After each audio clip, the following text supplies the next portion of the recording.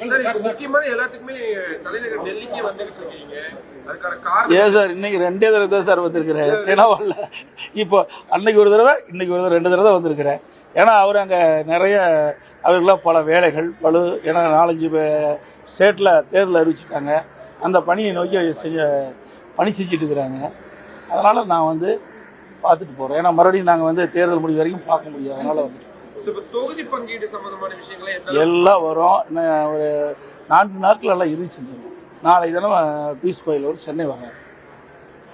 வெற்றி வாய்ப்புள்ள தொகுதிகள் வெற்றி வாய்ப்புங்கிறது எல்லாமே வெற்றி வாய்ப்பு தான்.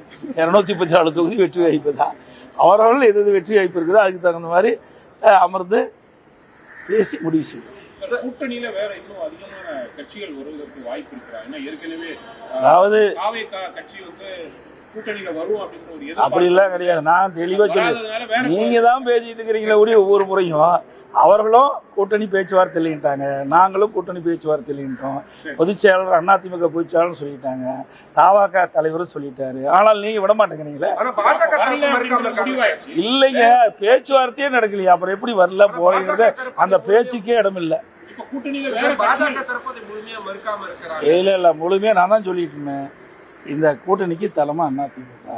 எங்களை பொறுத்த வரைக்கும் எங்க கூட்டணி கட்சி சேர்ந்த தலைவர்கள் யாரும் அவளை சந்தித்து பேசவில்லை, அவர்களும் எங்களை சந்தித்து பேசவில்லை. இப்ப சட்டம் ஒழுங்கு சம்பந்தமான விஷயம் நிறைய போய்கிட்டு கூட்டணி தொடர்ச்சியா நிறைய பேர் வரப்போறாங்க. என்டிஏ கூட்டணியில இருந்து நிறைய தலைவர்கள், மாநில முதல்வர்கள் தமிழ்நாட்டுக்கு வரப்போறாங்கன்ற மாதிரி இருக்கு. நீங்க பிரச்சாரத்தை எந்த அளவுக்கு இன்னும் ஆரம்பிக்கல சார்? முதல் தொகுதி பங்கீடுலாம் முடிஞ்ச பிறகு, அப்புறம் எந்தெந்த தொகுதி யாரா இருக்குன்னு பிரிச்ச பிறகு அப்புறம் தான் இதெல்லாம் ஃபைனல் எல்லாமே. எல்லா கட்சியுமே அந்தந்த பகுதி போய் எல்லாம் சேர்ந்துட்டாங்கல்ல. யார் புதிய கட்சி வருவதற்கு இந்த எல்லா கட்சியும் திமுகவோட கூட்டணி சேர கட்சியெல்லாம் சேர்ந்துருது, அண்ணா திமுக சேர்ந்தாலும் சேர்ந்துருது. இனிமேல் தேர்தல் நோக்கி பயணம் செய்யணும்.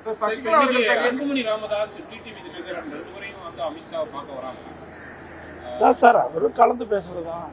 எப்படி இருக்குது தமிழ்நாட்டுடைய அரசியல் சூழ்நிலை எப்படி இருக்குதுன்னு கலந்து பேசுறது. இப்போ விஜயகாந்த் கட்சி வந்து கூட்டணியில வராதனால அவங்களுக்கு கொடுக்கப்பட்ட அந்த சீட்டை வந்து சார் அதாவது அதெல்லாம் எதுவுமே இல்லை சார். உடைய கற்பனையான கேள்விகளை நாங்கள் பதில் சொல்ல முடியாது. ஏன்னா ஒரு 4 நாட்கள் நீங்க எல்லாம் தெரிஞ்சுக்கீங்க. 4 நாட்கள் எல்லாமே முடிஞ்சு, கவலைப்படாதீங்க. அந்த கூட்டணி திமுக தலைமையில் அமைக்கிற கூட்டம் மாதிரி கூட்டணி எங்க கூட்டணி கிடையாது. சைலண்டா அழகா அற்புதமா நாங்க கூட்டணி பேச்சுவார்த்தை முடிவு பெற்று தொகுதி வெளியிடப்படும். எந்த சிக்கலும் கிடையாது சார். அப்படியெல்லாம் கிடையாது. நான் தான் ஏற்கனவே சொல்லிட்டேன், எங்களுக்குள்ள ஒருத்தருக்கு ஒருத்தர் விட்டு கொடுத்து யாராருக்கு எந்தெந்த இடத்துல வெற்றி வாய்ப்பு இருக்குதோ அந்தந்த தொகுதியை அவர்கள் பெறுவதுதான் எங்களுடைய நோக்கம். சார் நீங்க தான் சொல்லணும், நீங்க தாங்க சொல்லணும். நாங்க தான் 234 தொகுதியில போட்டிடுறோம். எங்க அதிமுக தலைமையில 234 தொகுதியில் வெற்றி பெற வேண்டும் என்ற நோக்கத்துல தான் நாங்க தேர்தல் சந்திக்கிறோம். நீங்க தான் சொல்லணும் தேர்தல் காலம் எப்படி இருக்குன்னு நீங்க சொல்லணும். டெல்லியில இருந்து அங்குடைய கேட்டு எங்களுக்கு தகவல் கொடுக்க எப்படி இருக்குது. ஏறத்தாழ வந்து தேர்தல் வந்து நெருங்கி கொண்டிருக்கிறது. இப்ப 4 முனை போட்டி அப்படின்றது ஓரளவு உறுதியாயிடுச்சு.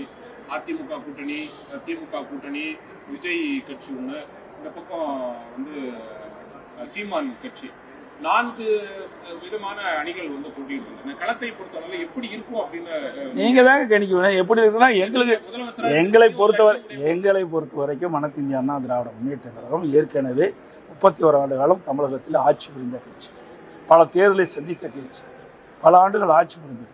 ஆகவே எங்களுக்கு ஏன்னா அண்ணன் 10 ஆண்டு 2019 2021 வரைக்கும் அனைத்து இந்திய அண்ணா திராவிட முன்னேற்ற கழக ஆட்சியில் எண்ணற்ற திட்டங்களை கொடுத்துருக்கோம். மத்திய அரசு பல திட்டங்களை பெற்று அங்க நிறைவேற்றிக்கிறோம். அதே மாநில அரசும் நிறைய திட்டங்களை கொடுத்துருக்கணும். ஆனால் திராவிட முன்னேற்ற கழகம் இந்த 5 ஆண்டு காலத்தில் எந்த ஒரு புதிய பெரிய திட்டமும் இல்லை. சட்ட ஒழுங்கு அடியோடு சீர்குலைஞ்சிட்டு இருக்கு. தினந்தோறும் கொலை, திருட்டு, வழி பிரிப்பு, பாலியல் வன்கொடுமை நடக்காத நாளே இல்லை. தினந்தோறும் தொலைக்காட்சியும் பத்திரிகையும் பார்த்தா இந்த செய்தி தான் வந்துகிட்டு இருக்குது. வேற எந்த செய்தியும் இல்லை. இவருடைய ஒரே சாதனை ஊழல் செய்துதான் சாதனை. இந்த ஆட்சி உள்துறை அமைச்சர் அமித்ஷாவை சந்திக்கும் போது ஏதாவது அறிவுரை இந்த மாதிரி செயல்பட வேண்டும் வெற்றிக்காக கிடையாது. ஒரு ஜென்ரலா ஆலோசனை பண்ணுவாங்க. 2-3 நாட்களா மூத்த நிர்வாகிகள் மகளிர் பத்தி சில கருத்துக்களை தெரிவித்தது ஒரு சார். அதாவது கூட்டத்தில் இருக்கும்போது ஒரு தவறான வார்த்தை வரும்போது அதை தவறை உணர்ந்து அதற்கு மன்னிப்பு கூறிவிட்டார்.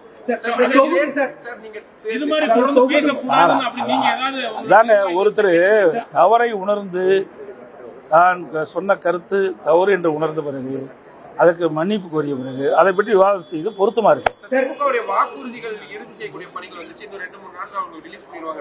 நீங்க எப்போ முழுமையா இன்னும் தயார் பண்ணிட்டு இருக்கிறோம். கிட்டத்தட்ட நாங்க நாங்களும் ஒரு வாரத்துல எங்களுடைய தேர்தல் அறிக்கை வெளியிடப்படும்.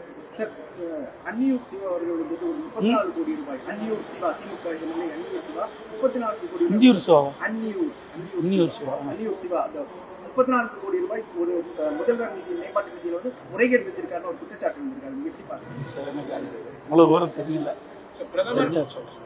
பிரதமர் உள்துறை அமைச்சர் எல்லாரும் எப்போ வந்து பிரச்சாரத்துக்காக வருவாங்க? சார், ஏற்கனவே பிரச்சாரத்தை தொடங்கப்பட்டு விட்டது. அதிமுக ஸ்பீடா போயிட்டு இருக்குது, எக்ஸ்பிரஸ் வேகத்துல போயிட்டு இருக்குது. தேர்தல் வந்து பிரச்சாரம் ஏற்கனவே பாரத பிரதமர் 3 முறை தமிழ்நாட்டுக்கு வந்து மதுராந்தகம் 1, மதுரை 1, திருச்சி 1 ஆக 3 இடங்களில பிரம்மாண்டமான தேர்தல் பிரச்சார கூட்டம் நடைபெற்று மேலும் தேர்தல் அறிவிக்கப்பட்டிருக்குது. பல மாநிலத்தில் தேர்தல் அறிவிச்சிருக்கிறாங்க. அதற்கு ஏற்றவாறு தமிழ்நாட்டுக்கு நிச்சயமாக வருகின்ற பொழுது பத்திரிகையாளர் ஊடகங்களுக்கு தெரிவிக்கப்படும். நன்றி, வணக்கம்.